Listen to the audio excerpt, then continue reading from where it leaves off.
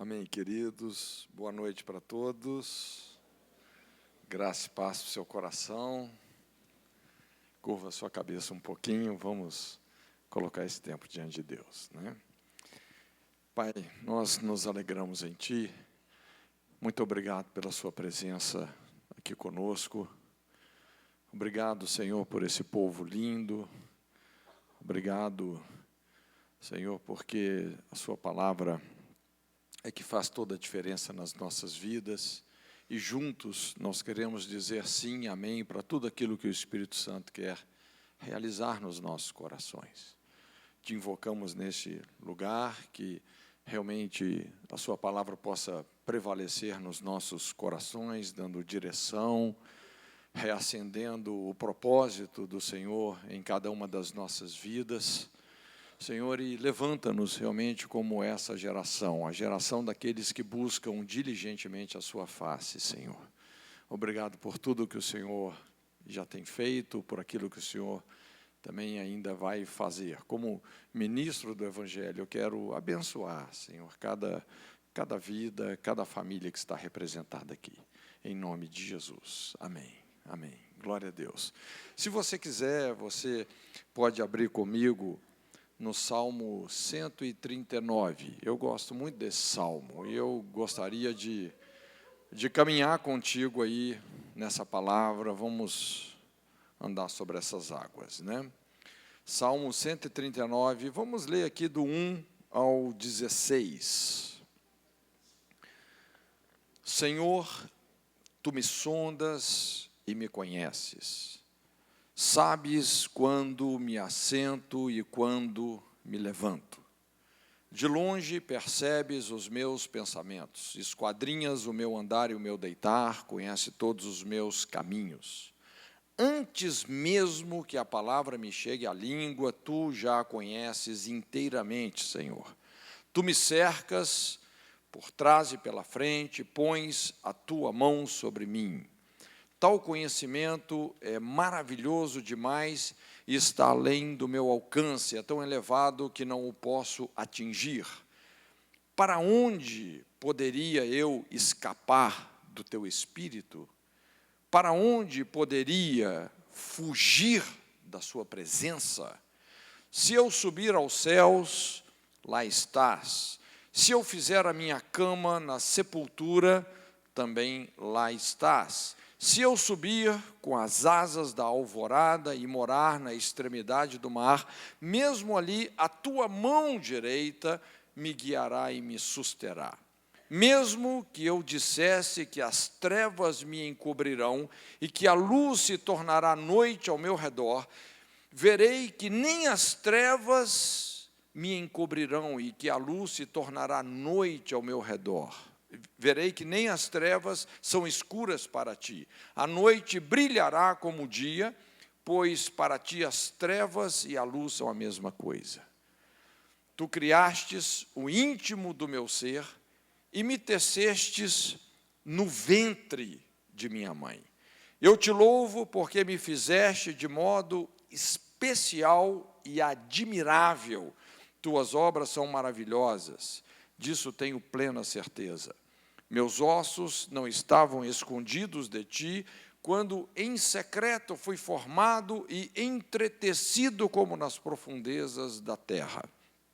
Os Teus olhos me viram, o meu embrião, todos os dias determinados para mim foram escritos no Teu livro, antes de qualquer deles existir.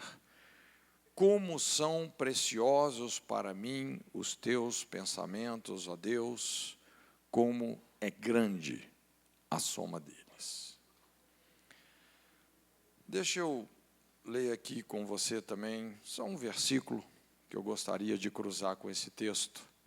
Apocalipse 20, versículos 11 e 12. E vi um grande trono branco, e o que estava assentado sobre ele, de cuja presença fugiu a terra e o céu, e não se achou lugar para eles. E vi os mortos, grandes e pequenos, que estavam diante do trono, e abriram-se os livros, e abriu-se outro livro, que é o da vida, e os mortos foram julgados pelas coisas que estavam escritas nos livros, segundo as suas obras. Só voltando aqui no verso 16, do Salmo 139, os teus olhos me viram a substância ainda informe, e no teu livro foram escritos os meus dias, cada um deles escrito e determinado, quando nenhum deles havia ainda. Eu gostaria de deixar com você uma palavra de encorajamento. Quero te encorajar hoje à noite. Quando a gente olha essa descrição que Davi está fazendo, eu penso que ele estava num dos seus momentos de maior angústia, de maior aflição. Foi talvez uma das piores fases da vida de Davi, e principalmente é muito claro nesse texto como ele se encontrava perdido, pensando assim numa maneira de escapar, escapar de tudo, escapar da vida, escapar de Deus. A gente pode resumir tudo isso dizendo que ele estava numa das maiores crises existenciais da sua vida. E, de certa forma, eu acredito que muitos de nós passamos por crises assim, nos deparamos com frustrações profundas na vida e tentamos, de alguma forma, algumas rotas de escape. Talvez a nossa crise não seja tão intensa como foi a crise de Davi, não é? O que dá a entender que isso está muito no contexto quando Davi se envolveu naquele adultério com Betseba, e quando a gente vai pensando nos desdobramentos de tudo que foi acontecendo, Davi realmente, internamente falando, ele ficou numa situação horrível. Ele havia traído um dos seus amigos mais íntimos, que era Urias, e acabou que Betseba se engravidou desse adultério. Ele tentou de todas as formas disfarçar essa situação, encobrir o seu pecado, e isso resultou realmente em algo trágico quando ele friamente maquina o assassinato de Urias. Eu não consigo fazer ideia do que é ter nas mãos o sangue de uma pessoa que dava a vida por você. Mas eu não sei se você consegue imaginar realmente a dor, a angústia, o desespero de Davi, esse beco sem saída, essa sinuca de bico que realmente ele se encontrava. Uma das suas piores crises, uma crise existencial, estava nas trincheiras do desespero. E então ele começa, o que eu acho muito incrível nos Salmos, porque grande parte dos Salmos que Davi escreveu, na verdade, o contexto foi esse. Porque desde esse adultério até a rebelião de Absalão, quer dizer, foram em torno de 11 anos, até que esse negócio realmente fosse consertado, que a correção de Deus viesse sobre a sua vida. Então, foram muitos anos de angústia, e se você observar, teve uma fase que realmente Davi, ele estava perdendo tudo. Inclusive, durante a rebelião de Absalão, ele precisou de sair a pé, descalço, com os poucos homens que restaram para ele. Quando ele sai do palácio, Simei estava lá apedrejando, ele estava sendo realmente rechaçado, a nação praticamente o rejeitou, Absalão já estava tomando o seu lugar no trono. Muitos inimigos realmente desejando e ansiando a sua morte, a sua destruição. Eu estou dizendo isso para você entender mais ou menos o pano de fundo desse salmo e como Davi transformou toda essa angústia em música, um salmo. É isso que às vezes me encanta na atitude de Davi, um homem que se alimentava das suas lágrimas, um homem que aprendeu a transformar os seus sofrimentos em alimento e muitas vezes dar a volta por cima. Foi um caminho muito doloroso, mas ele realmente deu a volta por cima. E então ele começa a descrever esse salmo. E no verso 1 ele fala assim: Senhor, tu me sondas e me conheces. Tu me sondas e me conheces. Essa palavra sondar no original tem muito esse sentido de você desvirar a face oculta, de você ver aquele lado que ninguém consegue ver. Quando você olha para essa caixa de som, você pode dar uma olhada aqui, você vê todos os lados, mas tem um lado que está para o chão que você não consegue ver, por mais que você rodeie ela. Mas ele está dizendo, Senhor, o Senhor vê o lado que ninguém vê, o Senhor desvira a face oculta. Deus conhece realmente aquelas situações que nem nós mesmos conhecemos, aquelas coisas que muitas vezes trancamos as 7 chaves no nosso coração, que juramos para nós mesmos, olha, ninguém nunca vai saber disso, não é? Deus conhece. Aquelas coisas que você se lembra com profunda dor, culpa, vergonha, Deus conhece, Ele experimenta, Ele sabe. Deus sabe coisas de nós, tanto as coisas que nós sabemos, que os outros sabem, a verdade conhecida, a verdade escondida, a verdade ignorada, a verdade desconhecida, Deus conhece. Essa foi aquele tipo de conversa que Deus teve com Jó, quando Jó estava tentando se justificar com Deus, e Deus começou a falar com Jó coisas da criação do universo que ele nem fazia ideia. E chegou num ponto que Jó falou: Deus, chega, não é? Passa borracha em tudo que eu falei, me arrependo no pó e na cinza. Mas o que eu quero dizer é que Deus sabe todas as coisas. Deus conhece as coisas que nem nós sabemos de nós mesmos. Se eu te perguntar assim, quantos fios de cabelo você tem na cabeça? Puxa vida, a cabeça é sua, não é? Afinal de contas, a cabeça, até aqueles fios de cabelo que Deus permite que caia, né? Porque Ele fala que nem um fio de cabelo Deus permite que caia da nossa cabeça, até esses Ele conta. Tu me sondas e me conheces. No verso 2 ele fala assim: sabes quando me assento e quando me levanto, de longe entendes o meu pensamento. Isso não parece ser uma grande coisa, mas normalmente quem se assenta é porque vem de algum lugar, quem se levanta é porque vai para algum lugar, ou seja, Deus sabe de onde você veio, para onde você vai, o que você está pretendendo fazer. Antes de você se sentar aí nessa cadeira, com essa cara de santo que você tem, Deus sabe de onde você veio. Ele sabe o que você esteve fazendo. Antes de você se levantar dessa cadeira, Ele sabe as suas intenções, os seus motivos. Ele conhece perfeitamente. No verso 3 ele fala: esquadrinhas o meu andar e o meu deitar, e conhece todos os meus caminhos.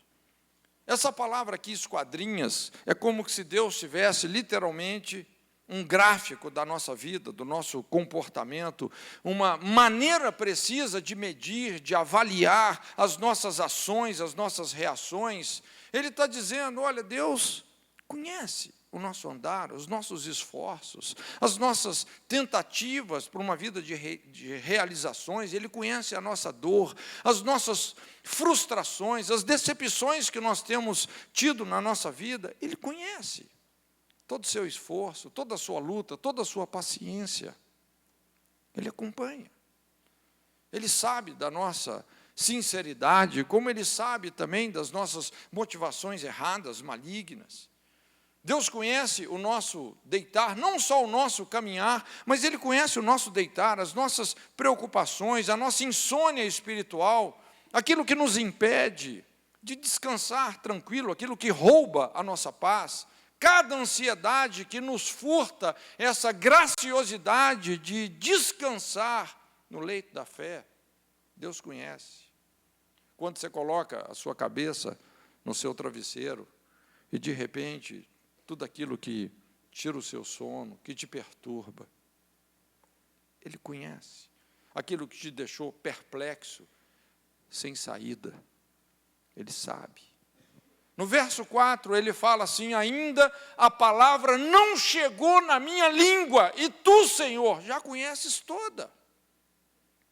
Deus conhece os nossos pensamentos, as nossas palavras, toda a nossa imaginação é pequena demais, infinitamente menor do que o seu poder.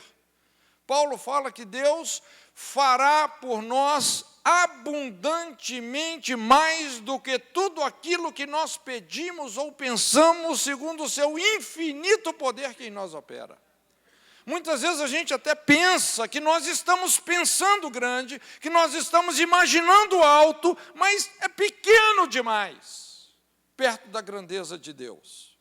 Às vezes eu fico surpreendido, né? Minha esposa que fala assim: puxa vida, eu orei por isso e aconteceu com você. Aí eu fico pensando, Deus responde orações que eu nem fiz.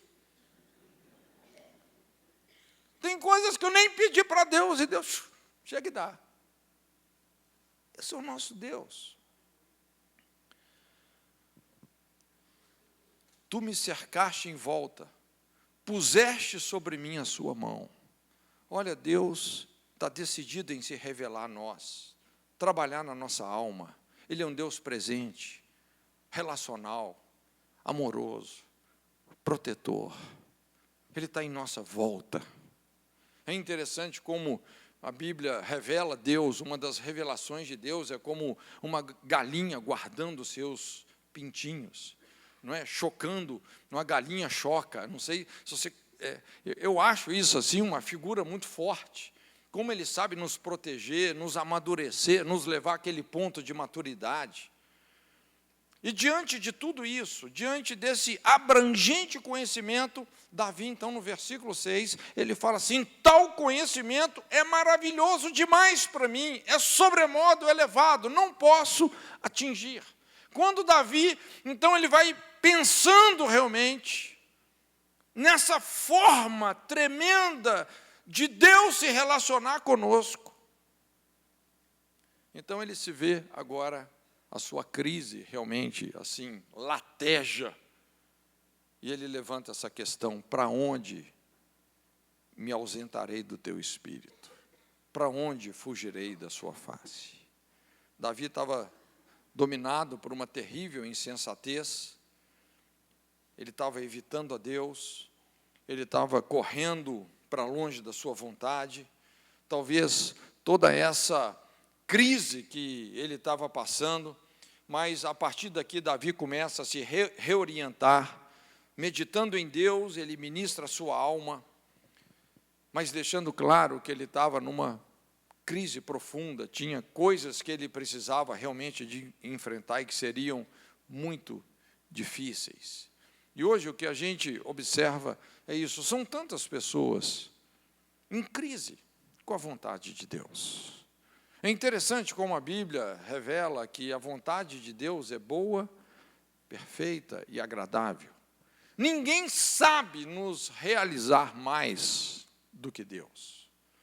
Por isso é tão importante a gente ter uma vontade quebrantada, rendida. Mas o que a gente observa hoje são muitas pessoas realmente, no fundo, numa rota de fuga, numa rota de desistência. Então Davi confronta a si mesmo e ele fala: para onde me ausentarei do teu espírito, para onde fugirei da sua face? E é por isso que a gente vê tantas pessoas hoje sofrendo, porque quanto mais você se afasta da presença de Deus, maior a angústia aumenta. E é interessante que, de uma forma bem assim prática, Davi vai mencionando isso. Ele considera algumas possibilidades de fuga, mas ao mesmo tempo ele vai deduzindo que, na verdade, não são possibilidades de fuga, são impossibilidades. Porque não tem como você fugir de Deus. Eu sempre falo, né, quando a gente lida com essa questão do livre-arbítrio, né, que é uma questão assim, muito delicada da gente lidar, e realmente, moralmente falando, existe um livre-arbítrio, porque as nossas escolhas determinam o nosso caráter, e o nosso caráter vai determinar o nosso destino. Stephen Covey, ele fala, se você semeia um pensamento, você colhe um hábito. Se você semeia um hábito, se você semeia um pensamento, você colhe um feito. Se você semeia um feito, você colhe um hábito. Se você semeia um hábito, você colhe um caráter. Se você semeia um caráter, você colhe um destino. É a lei da responsabilidade. Então, moralmente falando, lógico, as nossas escolhas têm consequências. Agora, existencialmente falando, se você for pensar existencialmente falando, não tem livre-arbítrio. Ou você escolhe Deus, ou eu escolho Deus, ou nós estamos fritos. Como Pedro falou, para onde iremos? Só tu tens as palavras de vida eterna. E é mais ou menos nisso aqui que Davi está chegando à conclusão. Falou, Senhor, na verdade, esse negócio de evitar a sua vontade é um péssimo negócio. Esse negócio de fugir da verdade, ninguém ganha uma guerra contra a verdade. Se você for lutar contra a verdade, você vai perder feio. Então ele fala, se eu subo aos céus, lá estás. Talvez ele estivesse se lembrando de Elias, que se refugiou na morte, na depressão, na autopiedade.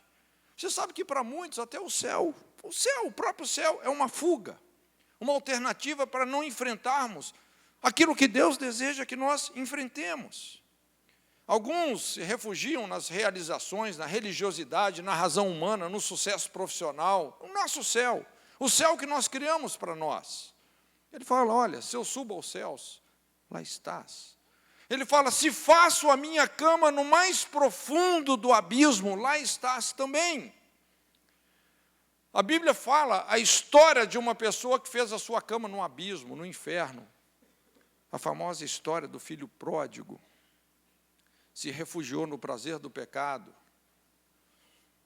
E, de repente, ele se achou num lugar onde ele desejou até comer comida dos porcos, mas nem isso lhe era dado. Inclusive, é uma figura muito forte aqui, assim, culturalmente falando, porque essas bolas de alfarroba, não é? Essa vagem que essa árvore produz, a alfarroba é uma árvore que nasce onde não nasce nada, principalmente ali no deserto da Judéia, não é? Onde é pedra, não nasce nada, a alfarroba nasce e produz uma vagem. São essas árvores, inclusive, que estão plantadas lá no Museu do Holocausto. A alfarroba é um símbolo da graça de Deus, é um símbolo da vida. Então, quando a Bíblia fala que esse rapaz desejava comer até essas bolas de alfarroba, que eram dadas para os animais, porque tinha abundância, nem isso lhe era dado. Então, essa é a figura de um cara realmente desgraçado, não é? É uma palavra forte, mas Deus estava ali.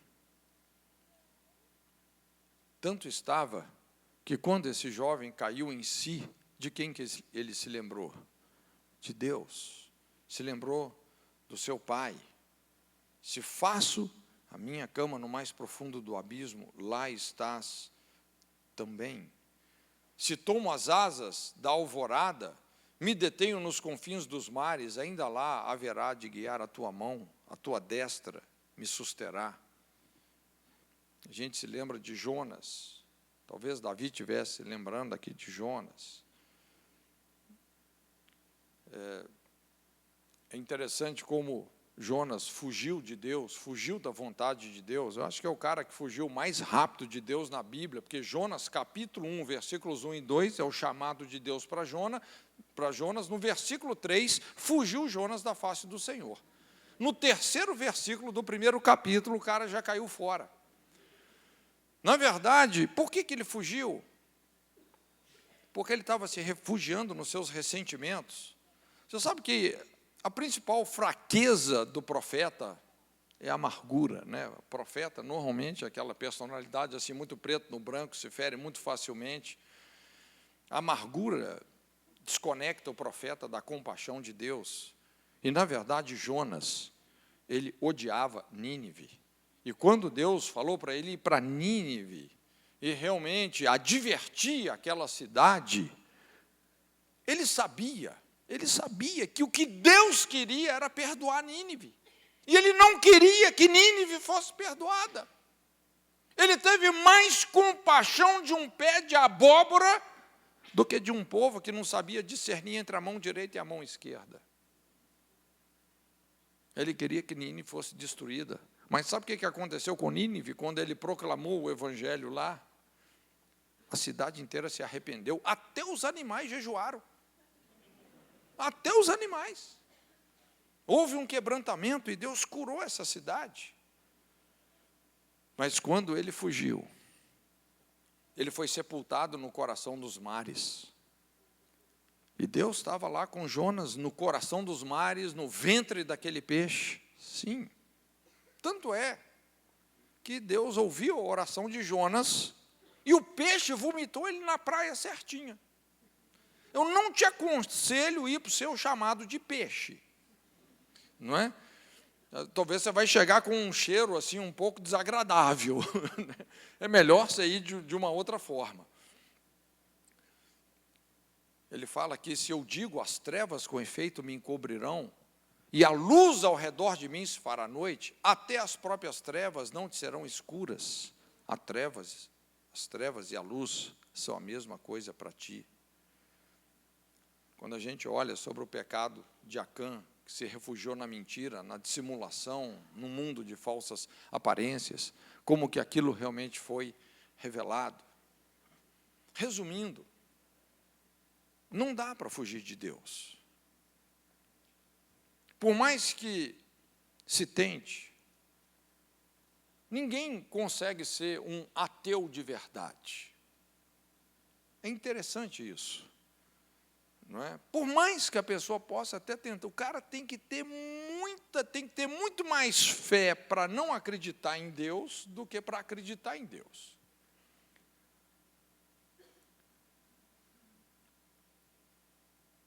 Deus nos conhece desde a nossa concepção.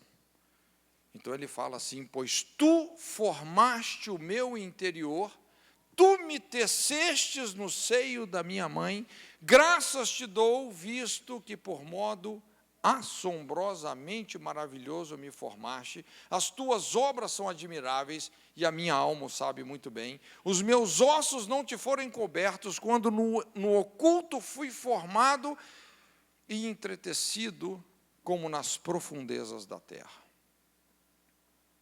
Aqui Davi faz uma descrição poética do ventre materno. É como se ele estivesse dizendo: olha, Deus é o nosso fabricante. Ele participou da criação de cada célula do nosso organismo. Ele nos criou minuciosamente, nos fez com sensibilidade, com carinho, nos formou com a ternura de uma mãe. Essa palavra que entreteceu indica, no literal, a figura de uma mãe tecendo e bordando a roupinha do bebê que vai nascer. Foi assim que ele nos formou no ventre materno. É por isso que você pode se olhar no espelho e dizer para Deus: Senhor, o Senhor fez um bom trabalho. Sim ou não? Você não é made in Brasil, você é made in Deus. O Senhor te criou, Ele te formou. Ele tem algo muito especial. Aquele que nos formou é o dono de todo o know-how, de todo o conhecimento. É o Deus infinito. Por isso, você é singularmente especial, precioso, importante, indispensável.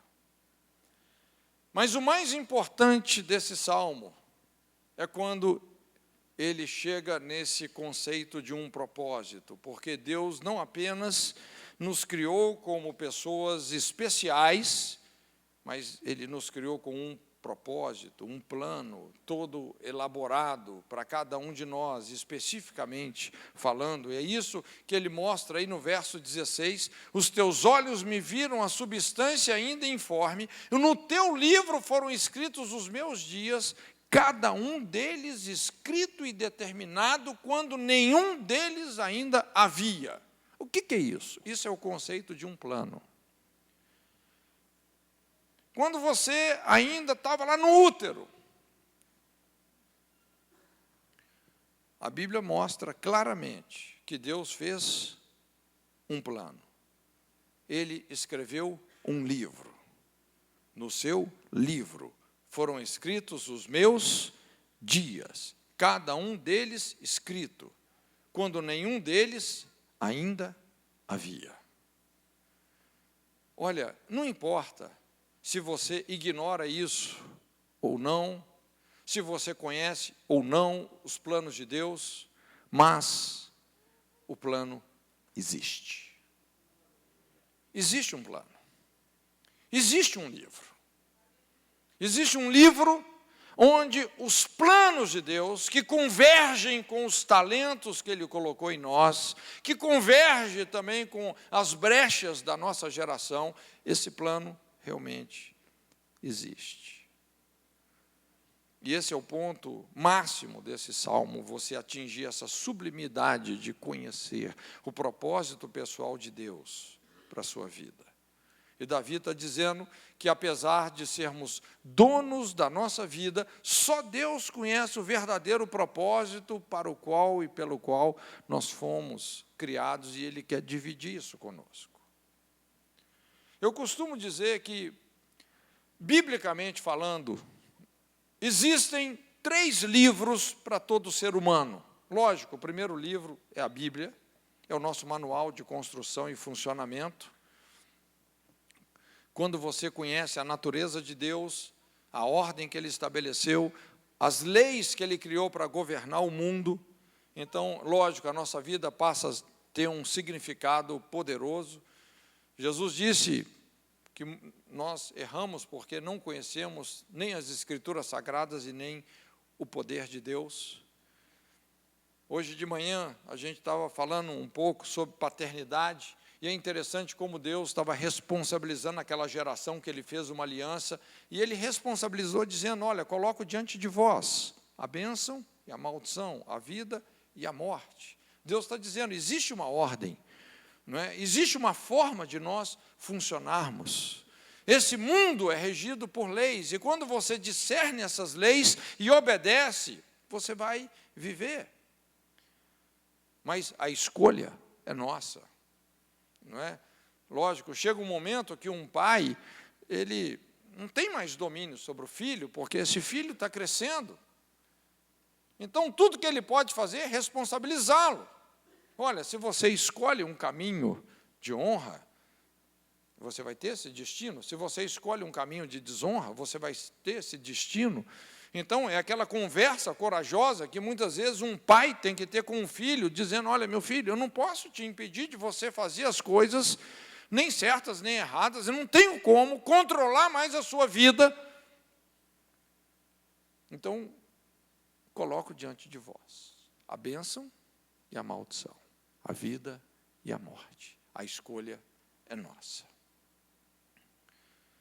Quando nós nos desalinhamos dos princípios e das leis espirituais, nós começamos a comprometer fatalmente a nossa eternidade. Mas nós temos as Escrituras. E Jesus disse: examinai as Escrituras Sagradas. Leia com cuidado as Escrituras Sagradas, porque cuidais ter nelas a vida eterna. Vida eterna não é só quantidade de vida, é qualidade de vida, não é uma coisa utópica para um futuro na eternidade, não, é para quê? Nosso relacionamento com a palavra de Deus. O segundo livro é o livro dos planos de Deus. E é o que Davi está dizendo aí nesse salmo: os teus olhos me viram a substância ainda informe, e no seu livro foram escritos os meus dias, cada um deles escrito e determinado quando nenhum deles havia ainda. Deus tem uma razão perfeita para a nossa existência. O nosso senso de destino está aqui nessas profecias que estão nos lábios de Deus. Eu creio que Deus colocou dentro de cada um de nós um senso de destino, principalmente vocacionalmente falando. Eu não acredito, pessoalmente, eu não acredito numa predestinação para a salvação, porque a vontade de Deus é que todos se salvem, é que ninguém se perca, não é? Mas vocacionalmente eu acredito numa predestinação. Os que Dantes conheceu, os predestinou. Existe realmente um plano de boas obras que de antemão Deus preparou para que andássemos nelas. Nós temos uma identidade vocacional. Os dons já estão dentro de nós. É muito importante a gente realmente descobrir isso. O propósito de Deus para as nossas vidas. E sem uma visão objetiva dos propósitos de Deus, nós acabamos nos corrompendo. Sem visão, o povo corrompe. É muito importante essa revelação dos planos de Deus nas nossas vidas. Entendermos de fato o que Ele tem para cada um de nós. E aqui, muitas vezes, nós vamos entrar num campo da experiência, porque Deus é experimental. Deus é essencialmente falando relacional. Eu me lembro quando, e eu gosto desse texto, quando a Bíblia fala assim, que os jovens terão visões, os filhos e as filhas profetizarão, essa geração profética que Joel fala. A Bíblia não fala os velhos terão visões, os velhos vão sonhar sonhos, não é? Mas quem vai ter visão são os jovens. Eu pessoalmente acredito que, principalmente na nossa juventude, Deus vai ativar esse senso de destino. Deus vai ativar uma visão. Ele vai revelar para cada um de nós o seu propósito. E nós temos que estar abertos para isso. Eu me converti aos 20 anos de idade. E a minha história, assim, eu acho que foi uma história, num certo sentido, um pouco incomum, mas eu me lembro que, pouco tempo depois que eu me converti, eu tive, assim, uma experiência, assim, arrebatadora. Honestamente, poucas vezes na minha vida eu tive, assim, experiências sobrenaturais. Poucas vezes. Uma visão, uma revelação de Deus, uma coisa, assim, sobrenatural. Mas esse dia foi uma experiência, assim. Eu lembro, eu cheguei da aula, acho que nesse dia só tive 2 aulas, então eu cheguei. E eu acordava muito cedo, gostava de acordar assim, 5 horas da manhã, ter meu tempo com Deus, depois ia para a faculdade. E quando eu cheguei, então fui dormir. Falei, vou descansar um pouco, até o horário do almoço. E sabe quando você tem assim um sono profundo? E eu tive um sono profundo. E nesse sono profundo, eu comecei a sonhar que eu estava tendo uma visão. E, na verdade, eu estava tendo uma visão. Eu lembro que eu olhei para o céu e eu vi uma pomba. E, de repente, essa pomba começou a vir na minha direção. E eu pensei assim, puxa vida, ela vai me tocar. Não é? E eu fiquei assim, numa uma certa apreensão. Mas eu me lembro que quando essa pomba veio e me tocou, eu fiquei estarrecido pelo poder de Deus. Eu nunca tinha sentido uma coisa como essa. Eu me lembro que eu acordei, mas acordado, eu não conseguia nem me mexer direito, porque o meu corpo todo estava sendo cortado por ondas do poder e do amor de Deus. Era um negócio extasiante, eu não consigo te explicar direito. Foi um batismo, um negócio tão violento, que eu me lembro que depois disso, isso foi assim um divisor de águas na minha vida. Eu pregava o evangelho até para poste. Rapaz, não escapava ninguém.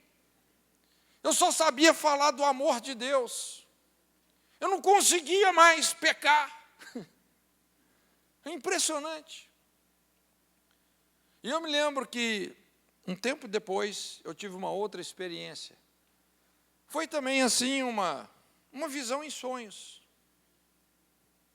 E eu vi nos céus uma espada. E aquilo me inquietou. Eu entendi assim, puxa vida, será que isso é um chamado de Deus? Mas eu guardei aquilo no meu coração. E quando eu me lembro, estava me formando na faculdade, e teve a possibilidade realmente de eu me envolver com missões. Então eu tirei alguns dias para orar, para jejuar. E estava orando, buscando a Deus. E sabe quando Deus vem, assim, vem aquela visitação? E Deus falou nitidamente no meu espírito. Não foi uma experiência assim, sobrenatural, mas quando a voz de Deus vem, você tem muita paz. E Deus falou comigo assim, olha, Cote, se você quiser ser um engenheiro, eu vou te abençoar. Você pode ser. Mas eu estou te chamando para você trabalhar com missões.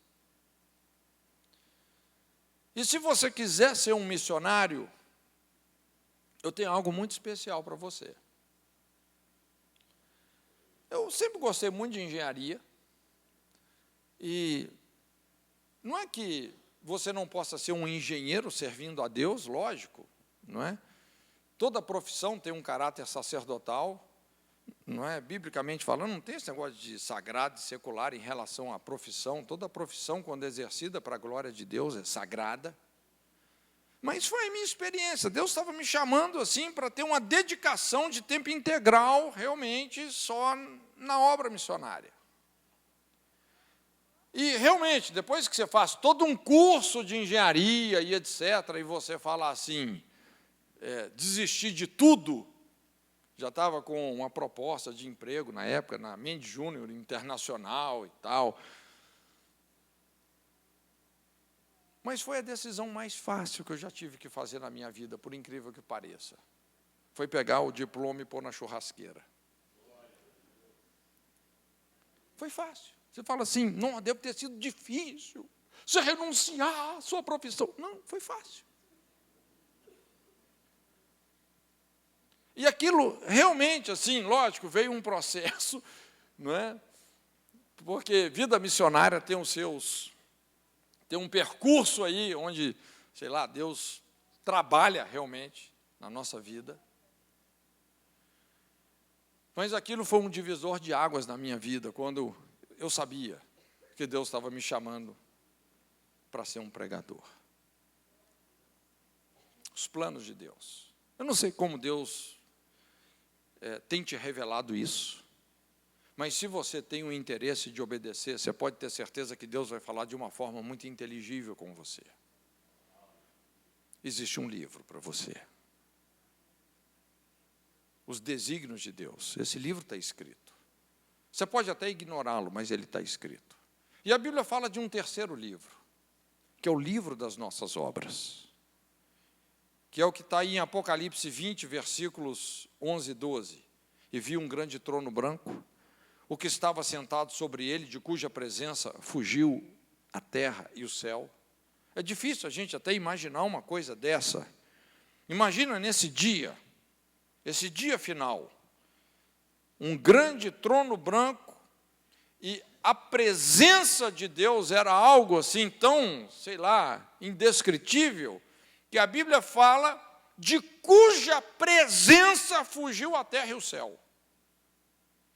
E ele fala assim, viu os mortos, grandes e pequenos, que estavam diante do trono, abriram-se os livros, abriu-se outro livro, que é o da vida. E os mortos foram julgados pelas coisas que estavam escritas nos livros, segundo as suas obras. O que é o livro da vida? É o livro das nossas obras. É o que você viveu. Você pode ser até um analfabeto, você está escrevendo esse livro, porque o que você está vivendo está sendo anotado. Veja bem, nós temos a Bíblia, nós temos um livro dos planos de Deus, e nós temos um livro das nossas obras. Eu fico pensando nesse grande dia que nós vamos ter que olhar dentro dos olhos de Deus e prestar conta de como foi a nossa vida. Porque esse dia vai chegar. Esse dia, mais cedo ou mais tarde, ele vai chegar. Eu e você vamos ter que olhar dentro dos olhos de Deus. E tem uma prestação de contas. Porque Deus nos responsabiliza por causa do nosso livre-arbítrio. E muitas vezes eu fico pensando, puxa vida, aqui estão os planos, aqui estão as nossas obras. Eu estava até me imaginando assim, puxa vida, se eu tivesse escolhido ser um engenheiro, e de repente eu fosse ser um engenheiro até muito bem sucedido, próspero e etc., com muitas conquistas profissionais, muitas conquistas financeiras, não é? Eu estava, às vezes, me imaginando assim, imagina, de repente, lá nessa, olhando dentro dos olhos de Deus, Scott, como é que foi lá a sua vida na terra? Ah, Senhor, eu fui um grande engenheiro e tal, fiz isso, aquilo, tive êxito, eu conquistei muitas coisas, muitos bens, tive uma vida realmente muito boa. E, de repente, aí Jesus fala assim, espera aí, deixa eu falar com esse que está aí atrás de você. Aí chega essa pessoa, e você? Como é que foi a sua vida lá na terra? Olha, Senhor, puxa vida, quando eu terminei minha vida, eu não tinha muita coisa, não. Só tinha lá alguns livros, uns pergaminhos e uma capa, não tinha mais nada. Uai, mas por que você terminou assim com tão pouca coisa? Olha, Senhor, eu realmente, quando eu te conheci, eu tomei uma decisão. Eu reputei tudo como perda para atingir a sublimidade do seu conhecimento. Quando o Senhor se revelou a mim, me chamando para o ministério, eu não consultei nem carne, nem sangue. O Senhor sabe, eu fui obediente à visão celestial. Isso me custou tudo que eu tinha. Mas eu implantei uma igreja lá em Filipos, em Éfeso, em Gálatas. Em Listra me apedrejaram quase até a morte, mas o Senhor me levantou. Está aqui o carcereiro, a família dele, que se converteram. Como é que é o seu nome mesmo? Ah, Senhor, meu nome era Saulo. Mas o Senhor mudou a minha identidade para Paulo.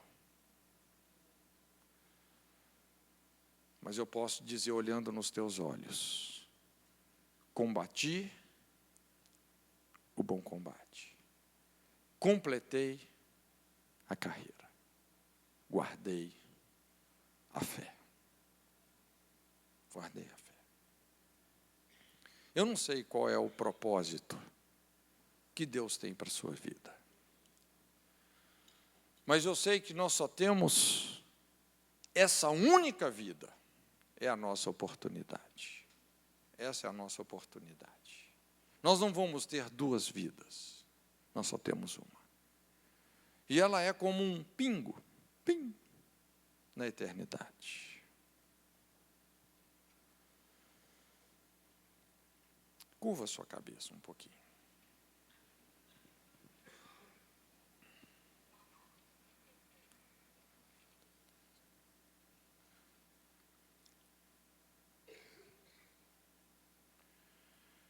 Eu acredito que é muito importante a gente ter momentos que nós podemos refletir sobre como nós estamos vivendo a nossa vida. Deus conhece a mim, Deus conhece a você. Ele conhece as nossas dores, as nossas dificuldades, as nossas limitações. Ele conhece, Ele nos criou.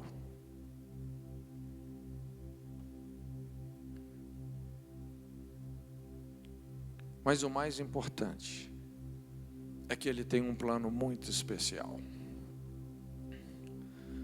Talvez hoje você se veja assim numa crise como Davi estava,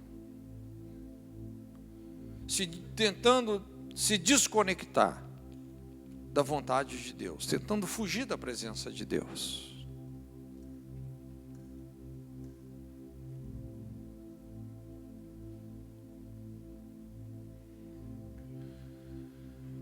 E tudo o que ele precisava, na verdade, à medida que ele foi meditando nessas coisas, ele foi se reinventando. E falou: Senhor, o Senhor me sonda, o Senhor me conhece, o Senhor sabe todas as coisas. O Senhor sabe o que eu fiz, o que eu estou pretendendo fazer. E o Senhor tem o melhor para mim. E ele se rende. Ele simplesmente se rende.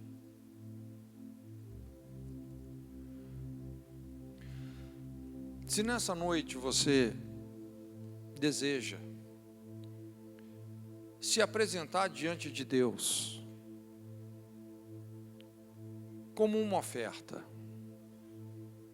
às vezes a gente tira no culto a oferta. Vamos trazer algo para Deus. Mas se você sente, só se você realmente sente isso, não se sinta constrangido, por favor. Mas se nessa noite você quer se apresentar a Deus como oferta, como sacrifício vivo, santo e agradável, se você quer dizer assim: Deus, eu me rendo, eu confio que o Senhor sabe muito melhor do que eu como eu devo viver a minha vida. O Senhor me desenhou. O Senhor me deu os dons que vão realmente fazer com que eu chegue onde eu tenho que chegar, cumprindo o propósito da minha existência. Talvez você nem ainda fez uma decisão por Jesus, dizendo assim: Jesus, eu quero entregar a minha vida para Ti. Mas se você quer fazer isso também, se colocando nas mãos de Deus, para que Ele possa assoprar sobre a vela da sua alma, do seu espírito, te levando pelo caminho por onde você tem que viver a sua vida, sai do seu lugar, vem aqui na frente, eu queria orar com você. Se você realmente quer se colocar diante dEle, dizendo: Senhor, o Senhor pode fazer o que o Senhor quiser, eu confio.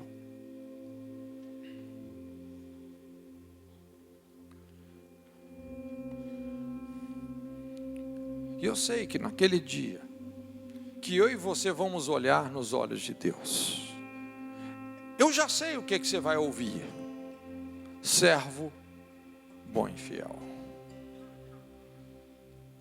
Sobre o pouco foste fiel, sobre o muito te colocarei, entra na alegria do seu Senhor.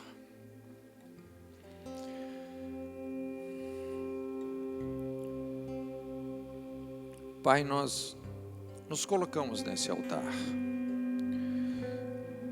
Obrigado, Senhor, pela rendição de cada uma dessas pessoas que se curvam diante de Ti.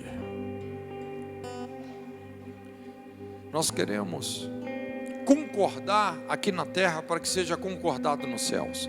Nós ligamos esse altar aqui na terra para que ele seja ligado nos céus. Eu oro que o seu fogo venha sobre esse altar. O seu fogo venha. A sua presença venha. A capacitação sobrenatural de Deus, a capacitação natural de Deus venha sobre esse altar. O seu fogo recebe esses corações rendidos, recebe a disposição de cada um desses jovens que estão aqui. Abre a visão deles. O Senhor disse: nos últimos dias, diz Deus, derramarei do meu espírito sobre toda a carne. Os jovens terão visões. Que venha uma visão clara, que venha um projeto de vida se revelando, se desenrolando nitidamente. Senhor, que essas pessoas possam chegar onde elas precisam de chegar em Ti. Que o Senhor coloque asas nos seus pés, que elas sejam rompedoras de fronteiras, que elas possam experimentar tudo aquilo que o Senhor tem para cada uma delas, no nome de Jesus. Que o Senhor assopre sobre o dom, o talento, revele para elas qual brecha elas devem tapar nessa geração. Um discernimento profundo das brechas da nossa geração. Eu oro por um batismo de compaixão, que a sua compaixão venha sobre esses corações, guiando cada uma dessas vidas, plenamente, em relação a toda a sua vontade. Que a sua presença venha, Senhor, que o seu fogo venha, que o guiar do seu Espírito venha sobre essas vidas, que elas se multipliquem na sua vontade, que elas possam terminar,